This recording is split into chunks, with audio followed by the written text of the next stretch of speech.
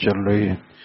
پھر انبیاء علیہ السلام کی لائی ہوئی شریعتوں میں اس اسلام کے لیے کچھ مخصوص ارکان بھی ہوتے ہیں جن کی حیثیت اس حقیقت اسلام کے پیکر کی سی محسوس ہوتی ہے، اور اس حقیقت کا نشو و نما اور اس کی تازگی بھی انہی سے ہوتی ہے، اور وہ صرف تعبدی امور ہوتے ہیں، امور تعبدی، بس ہمیں کرنا ہے، ہمیں نہیں معلوم کہ یہ کیوں ہے، اس کا فائدہ کیا ہے، اس کی ضرورت کیا ہے، ہمارا کام کرنا، امر تعبدی اس کو کہتے ہیں۔ اور ظاہری نظر انہی ارکان کے ذریعے فرق و امتیاز کرتی ہیں ان لوگوں کے درمیان جنہوں نے اپنا دستور حیات اسلام کو بنایا اور ان کے درمیان جنہوں نے نہیں بنایا۔ تو خاتم الانبیاء حضرت محمد مصطفیٰ صلی اللہ علیہ وسلم کے ذریعے اللہ تعالیٰ کی طرف سے اسلام کا جو آخری اور مکمل دستور ہمارے پاس آیا ہے، اس میں توحید خداوندی اور رسالت محمدی کی شہادت اور نماز، زکوٰۃ، روزہ اور حج بیت اللہ کو ارکان اسلام قرار دیا۔ ایک دوسری حدیث میں وارد ہوا ہے کہ بنی الاسلام علی خمس الی آخرہ، یعنی اسلام کی بنیاد 5 چیزوں پر ہے۔ بہرحال یہ 5 چیزیں جن کو آپ نے یہاں اس حدیث میں اسلام کے جواب میں فرمایا ارکان اسلام ہیں، اور یہی گویا اسلام کے لیے پیکر محسوس ہیں۔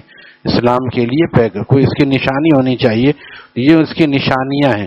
وہ نماز کو قائم کرتا ہے بندہ، زکوٰۃ دیتا ہے، حج فرض ہوتا ہے تو حج کرتا ہے، یہ سارے احکامات کو زندہ کرنا یہ اس کا پیکر محسوس ہے۔ جیسے آدمی کی روح کی علامت کیا ہے، وہ چل پھر رہا ہے، زندہ ہے۔ اگر وہ چل پھر نہیں رہا ہے تو اس کا زندہ رہنا بھی کیا زندہ رہنا ہے، پھر وہ مفلوج ہے۔ آج مسلمان اسی لیے مفلوج ہو گئے ساری دنیا میں کہ مسلمانوں نے فرائض و واجبات کو چھوڑ دیا۔ جب فرائض و واجبات کو چھوڑ دیں گے تو روحانیت بالکل مفلوج ہو جائے گی، پھر اس سے آگے اس سے کوئی ترقی کا کام ہونا ممکن نہیں ہے۔ فالج والا مریض زندہ رہے یہی بڑی بات ہوتی ہے، وہ اس سے طاقت کا کوئی کام لینے کا سوچ بھی نہیں سکتے۔ اسی طرح امت مسلمہ کیونکہ اعمال ضروریہ سے غافل ہو گئی، اس لیے یہ اب مسلمانوں کا دفاع کیا کرے گی، شریعت کا نفاذ کیا کرے گی، غیروں سے مقابلہ کیا کرے گی، یہ تو نفس و شیطان سے مقابلہ نہیں کر پائے بیچارے۔ تو اس لیے یہ پیکر محسوس ہیں، یعنی یہ سارے اعمال اس واسطے اس حدیث میں انہی کے ذریعے اسلام کا تعارف کرایا گیا۔ ایمان کے اصل معنی کسی کے اعتبار اور اعتماد پر کسی بات کو سچ ماننے کے ہیں کہ میں تو اس پر ایمان لاتا ہوں۔ اور دیکھیے یہاں ہمارے عرف میں یہ کہا جاتا ہے کہ فلانا تو فلانے پر ایمان کی طرح عقیدت رکھتا ہے اور اس کا کلمہ پڑھتا ہے، آج سارے مسلمان کلمہ پڑھ رہے ہیں لیکن بالکل بے خبر ہیں دین سے۔ کلمہ پڑھنے کا لفظ ہمارے ہاں وہاں استعمال کیا جاتا ہے جہاں وہ ایسا ہو کہ وہ تو اس کے علاوہ کسی کی بات سنتا ہی نہیں ہے۔ تو مسلمان کلمہ گو کو ایسا ہی ہونا چاہیے کہ سوائے شریعت و سنت اور اللہ رسول کے کسی کی بات نہ سنے، اس کو کہیں گے کلمہ پڑھنے والا، ورنہ تو یہ ایک چند الفاظ کا پڑھنے والا ہے۔ اور یہی وجہ ہے کہ اس کی وجہ سے روحانیت کمزور ہے۔ اور دین کی خاص اصطلاح میں ایمان کی حقیقت یہ ہے کہ اللہ کے پیغمبر ایسی حقیقتوں کے متعلق جو حواس اور آلات ادراک کے حدود سے ماوراء ہوں، جو حواس، آلات اور ادراک کے حدود سے ماوراء ہوں، کچھ نظر نہ آئے، کچھ سمجھ میں عقل میں نہ آئے، جو کچھ بتلائیں اور ہمارے پاس جو علم اور جو ہدایت اللہ تعالیٰ کی طرف سے لائیں، ہم ان کو سچا مان کر اس میں ان کی تصدیق کریں اور اس کو حق مان کر قبول کر لیں۔ یہی وہ چیز ہے جس کو امت مسلمہ کہتے ہیں۔ جیسی بھی ہے فالج زدہ ہے لیکن زندہ تو ہے، کم از کم اس نے بغیر دیکھے ہوئے اللہ کو مانا ہے اور اللہ کے محبوب کو آخری رسول مانا ہے۔ یہ بھی اس لحاظ سے زندگی کی علامت ہے، جیسے ایک فالج زدہ مریض بھی زندہ رہتا ہے تو یہ آخری درجہ ہے اس زندگی کا کہ ایسی چیز کو مانا ہے اور اس سے امید ہے کہ وہ مریض بعد دفعہ جوانی میں اگر خدا نخواستہ ایسا مرض ہو جائے تو آدمی کنٹرول بھی کر لیتا ہے اور اس کو جو ہے مرض صحیح بھی ہو سکتا ہے. تو اگر یہ کلمہ طیبہ پہ محنت کرنے لگے تو پھر اس کی روحانیت صحیح بھی ہو سکتی ہے اور قوی بھی ہو سکتی ہے. بہرحال شرعی ایمان کا تعلق اصولاً امور غیب ہی سے ہوتا ہے جن کو ہم اپنے آلات احساس و ادراک یعنی آنکھ کان ناک وغیرہ کے ذریعے معلوم نہیں کر سکتے. مثلا اللہ اور اس کی صفات اور اس کے احکام اور رسولوں کی رسالت اور ان پر وحی کی آمد اور مبدأ معاد یعنی آخرت کا ہونا، ان کے متعلق ان کی اطلاعات وغیرہ وغیرہ. تو اس قسم کی جتنی باتیں اللہ کے رسول نے بیان فرمائی ان سب کو ان کی سچائی کے اعتماد پر حق جان کر ماننے کا نام اصطلاح میں شریعت اور ایمان ہے.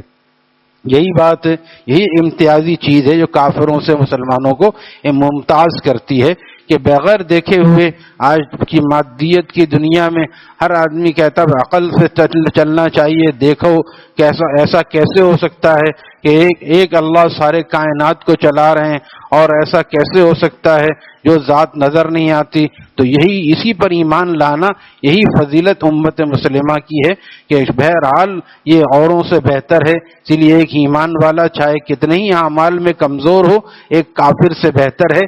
یہ کہنا بالکل غلط ہے کہ ہم سے تو کافر ویسے مسلمان سے یا ہم سے تو کافر بہتر ہیں. یہ جملہ بہت بھاری جملہ ہے. ایسے جملوں سے توبہ کرنی چاہیے، احتیاط کرنی چاہیے، کیونکہ اس کے پاس ایسا کلمے کا جوہر ہے جو کبھی بھی اس کو عمل پہ کھڑا کر سکتا ہے، کبھی بھی اس کو عمل پہ کھڑا کر سکتا ہے. اس لیے اس کو ایسا بیکار نہیں سمجھنا چاہیے. مریض ضرور ہے لیکن ہر آدمی مریض سے امید رکھتا ہے کہ مریض صحیح ہو جائے گا. اور کوئی بھی اس کا چاہنے والا یہ نہیں سوچتا بھی نہیں ہے کہ یہ مر جائے گا. ہر چاہنے والا چاہتا ہے بس کسی طرح یہ بچ جائے، اس کے لیے خرچ کرتا ہے، محنت کرتا ہے.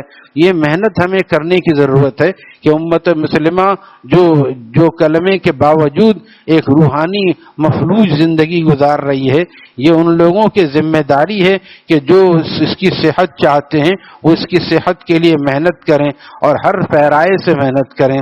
تو فرمایا اسی کا نام شریعت اور ایمان ہے. اور پیغمبر کی اس قسم کی کسی ایک بات کو نہ ماننا، اس کو حق نہ سمجھنا، اس کی تکذیب ہے. جیسے بعضوں نے فرشتوں کا اور جنوں کا انکار کر دیا. بہت پڑھے لکھے تھے ایسے لوگ، زیادہ پڑھنے لکھنے کا اثر یہ ہوا کہ فرشتے تو نظر ہی نہیں آتے، نہ جن نظر آتا ہے، جبکہ دونوں کا ذکر قرآن میں جا بجا ابھی پڑھا گیا. ابھی بھی جنات کا ذکر تھا تو جا بجا اس کا ذکر ہے، لیکن اس کے باوجود ان کی عقل میں یہ بات نہیں آتی تو انہوں نے انکار. تو اللہ رسول کو ماننے کے باوجود اگر کوئی فرشتوں اور جنات کا انکار کرے گا وہ کافر ہو جائے گا، کیونکہ قرآن میں جس چیز کا ذکر ہے اور جس کا وجود ہے اس کا انکار یا قرآن کا انکار ہے. اس لیے ایسی چیز فرما رہے ہیں کہ اس کی کسی ایک بات کو نہ ماننا اور اس کو حق نہ سمجھنا یہ اس کی تکذیب ہے. جو آدمی کو ایمان کے دائرے سے نکال کر کفر کی سرحد میں داخل کر دیتی ہے. پورے قرآن پہ ایمان لائے ایک بڑا گروہ اما عائشہ صدیقہ رضی اللہ تعالی عنہا کو ابھی بھی مطعون کرتا ہے، اور اللہ تعالیٰ نے جو ان کے لیے 2 رکوع نازل کیے اس کو نہیں مانتا. تو پورا 2 رکوع تو بڑی چیز ہے، قرآن کی ایک آیت ایک لفظ کا انکار بھی کفر ہے. لہذا یہ کیسے مسلمان ہو سکتے ہیں ایسے لوگ جو صحابہ کو پر تبرہ کرتے ہیں. اور اما عائشہ صدیقہ عفیفہ کائنات جن کو کہا جاتا ہے کہ کائنات میں سب سے بڑی عفیفہ، جن کو اللہ تعالیٰ اپنے محبوب کے لیے پسند کرے، وہ کیسے ایسے کردار کی ہو سکتی ہیں. لیکن ایک بڑا گروہ ہے جو اسی پر اصرار کرتا ہے، اور پھر جب آپ ان سے پوچھیں گے نہیں ایسی بات ہم نہیں کہتے، اس کو تقیہ کہتے ہیں. اب آپ کہیں گے یہ دو مولوی تو ہمارے یہ کہتے ہیں اور یہ کہتے ہیں ہم نہیں کہتے. پھر وہ اپنی مجلسوں میں یہی بیان کرتے ہیں. آپ ان کی ریکارڈنگ سنیں اور ان کی کتابوں کو دیکھیں، پھر پتہ چل جائے گا کہ وہ اپنے آپ میں کیا عقیدے رکھتے ہیں. اور کیونکہ ایسے لوگ جانتے ہیں کہ یہ ان کا عقیدہ یہ ہے، یہ تو فوراً جوش میں آ جائے گا. کوئی ماں کے بارے میں ایسی بات سن سکتا ہے؟ تو یہ سب امت کی مائیں ہیں. قرآن کہہ رہا ہے کہ یہ سب امت کی مائیں ہیں. تو جو لوگ اپنی ماؤں کے بارے میں ایسا عقیدہ رکھیں وہ اسلام میں کیسے داخل ہو سکتے ہیں؟ لیکن ان کی کسی ایک چیز کی تکذیب بھی ان کو ایمان سے خارج کر دیتی ہے. بس آدمی کے مومن ہونے کے لیے یہ ضروری ہے کل ما جاء بہ الرسول من عند اللہ، کی، یعنی تمام ان چیزوں پر اور حقیقتوں کی جو اللہ کے پیغمبر کی طرف سے لائے، اللہ پیغمبر کی طرف سے لائے، اللہ تعالی پیغمبر اللہ کی طرف سے لائے، تصدیق کی جائے اور ان کو حق مان کر قبول کیا جائے۔ لیکن ان سب چیزوں کی پوری تفصیل معلوم ہونا ضروری نہیں ہے، بلکہ نفس ایمان کے لیے یہ اجمالی تصدیق بھی کافی ہے کہ جو اللہ سچا، اللہ کا رسول سچا، جو اس نے فرمایا سب سچ ہے، حق ہے، بس آپ نے فرما دیا سر، آپ نے فرما دیا میں معراج پہ گیا تھا صدیق ابن، بالکل سچ ہے، بالکل سچ، دیکھا نہیں، کچھ بھی نہیں پتا چلا، یقین بھی دیکھا ہی نہیں کہ کیسے گئے کیسے آئے، پھر بھی تصدیق کر دی، اسی کو ایمان کہتے ہیں۔ تو بلکہ نفس ایمان کے لیے اجمالی تصدیق بھی کافی ہے، البتہ کچھ خاص اور اہم بنیادی چیزیں ہیں، ایسی بھی ہیں کہ ایمانی دائرے میں آنے کے لیے ان کی تصدیق تعین کے ساتھ ضروری ہے۔ چنانچہ حدیث زیر تشریح میں ایمان سے متعلق سوال کے جواب میں جن امور کا ذکر فرمایا، اور یعنی اللہ اور ملائکہ، اللہ کے فرشتے، اللہ کی کتابیں، اللہ کے رسول، روز قیامت اور ہر خیر و شر کی تقدیر کو ایمانیات میں سے وہی اہم صراحتاً اور تعین کے ساتھ فرمایا، اور قرآن پاک میں بھی یہ ایمانی امور اسی تفصیل اور تعین کے ساتھ مذکور ہیں۔ آگے انشاءاللہ اس کا بیان آئے گا۔ اللہ تعالی ہمیں کامل الایمان بنا دے اور ایمان کے جو ثمرات ہیں اس کو اعمال کے ذریعے ظاہر فرما دے۔ الحمد